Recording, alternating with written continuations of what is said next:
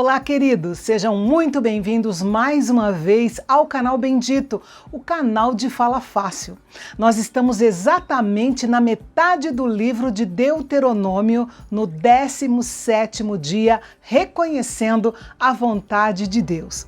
E o capítulo de hoje nada mais é do que um resumo de Êxodo do capítulo 21 ao capítulo 23, com instruções aos juízes de Israel sobre como eles deveriam aplicar a justiça entre o povo. Era a chamada jurisprudência, que é o conjunto das decisões e a interpretação das leis adaptadas à vida diária do povo.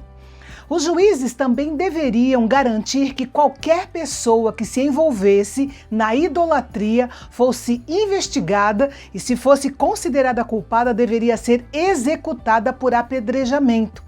Porém, uma pessoa jamais deveria ser condenada à morte sem a comprovação do seu erro por 2 ou 3 testemunhas diferentes e incontestáveis. Esse mesmo princípio é aplicado aos presbíteros no Novo Testamento. O que nós vemos aqui é que, assim como Deus tinha o cuidado de que uma pessoa inocente não fosse morta no Antigo Testamento, ele ainda tem o mesmo cuidado para que não se mate a reputação de uma pessoa ao deixar para a igreja a instrução que ninguém deve receber uma acusação contra um presbítero, a não ser que a tal acusação seja confirmada por 2 ou 3 testemunhas. Veja que 1 Timóteo 5 não diz confirmada por 2 ou 3 fofocas, mas diz 2 ou 3 testemunhas. Ora, se um assunto é falso, ele não se torna verdadeiro porque muitas pessoas estão ouvindo e repassando para outras, certo? Além disso, entre o povo de Israel, as testemunhas deviam estar tão certas do que viram que deviam estar dispostas a iniciar a execução da pessoa, sendo as primeiras a atirar as pedras. Isso garantia que ninguém seria executado por um crime que não cometeu. Foi a isso que Jesus se referiu no caso da mulher que foi surpreendida em adultério em João capítulo 8, quando ele disse: "Se algum de vocês estiver sem pecado, seja o primeiro a atirar a pedra nela." Jesus pediu que a testemunha oficial se apresentasse e se identificasse como tendo testemunhado aquele ato de adultério, mas que havia sido hipócrita o suficiente para trazer somente a mulher e não o homem com quem ela tinha adulterado. Deus permitiu também que houvessem tribunais de apelação em Israel. Seriam tribunais superiores, onde os casos mais difíceis seriam levados aos juízes locais, mas também aos sacerdotes, que eram considerados juízes mais sábios por causa do seu conhecimento da palavra de Deus. Deus determinou que a decisão dos juízes e dos sacerdotes tinha que ser respeitada. Qualquer tipo de manifestação de rebeldia seria punida com a morte.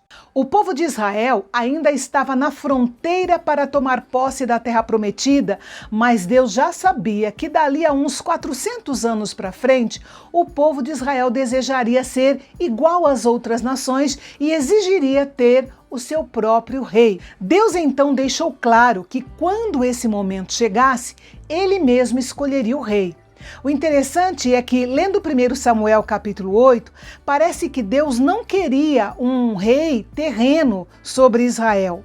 Mas na realidade ele queria sim que Israel tivesse um rei, mas que fosse da sua escolha e que fosse no seu tempo. Saul foi um exemplo de um rei escolhido fora da vontade e fora do tempo de Deus. E Davi, um exemplo de um rei que foi escolhido dentro da vontade e do tempo de Deus. Antes do povo entrar na Terra Prometida, Deus já deixou estabelecidos os comandos para o futuro rei de Israel. Ele não deveria colocar sua confiança no seu poderio militar, não deveria ter muitas esposas e não deveria acumular riquezas para si mesmo. Cada uma dessas questões era por uma questão de equilíbrio. O rei precisava ter algum poder militar, mas não muito. Precisava ter uma esposa e certos confortos, mas também não muitas esposas e nem tanto conforto. Poderia ter até alguma riqueza pessoal, mas não muita. Até hoje, esses equilíbrios costumam ser os mais difíceis de se manter. Salomão foi o grande violador desses comandos do Senhor. Ele era o mais rico de todos os reis da terra. Tinha 4.000 cocheiras para cavalos de guerra e 12.000 cavalos. Os seus cavalos eram importados do Egito e da Cilícia. Casou com 700 princesas e 300 concubinas, e suas mulheres o levaram a se desviar dos mandamentos do Senhor. É interessante como cada uma dessas três áreas, poder, prazer e dinheiro, reflete os pontos onde se dá a queda de muitos líderes cristãos ainda nos nossos dias. Por isso, os mandamentos de Deus para aqueles que ocupam posição de liderança não mudaram. Mas o requisito mais importante para o rei era o conhecimento pessoal da lei de Deus para evitar que ele se envolvesse com o pecado e ainda levasse toda a nação à destruição com ele. Por isso Deus ordenou o seguinte: quando subir ao trono do seu reino, mandará fazer num rolo uma cópia da lei para o seu próprio uso. Trará sempre essa cópia consigo e terá que lê-la todos os dias da sua vida, para que aprenda a temer o Senhor, o seu Deus, e a cumprir fielmente todas as palavras desta lei. Isso mostra o quanto Deus queria que a sua palavra estivesse no coração dos governantes do seu povo. A lei de Deus deveria ser a companheira constante do rei de Israel, algo para ele ler todos os dias da sua vida. Na realidade, todos precisam da palavra de Deus, mas quanto maiores são as nossas responsabilidades, maior é a nossa necessidade de conhecer, praticar e depender da palavra de Deus. Esse estudo da lei iria ajudá-lo a governar o povo com justiça e serviria também para revelar a ele o caráter de Deus e para encorajá-lo a temer e amar ao Senhor cada vez mais. A submissão do rei a Deus e à sua lei o guardaria de tornar-se arrogante e de abusar da autoridade que o Senhor lhe havia concedido.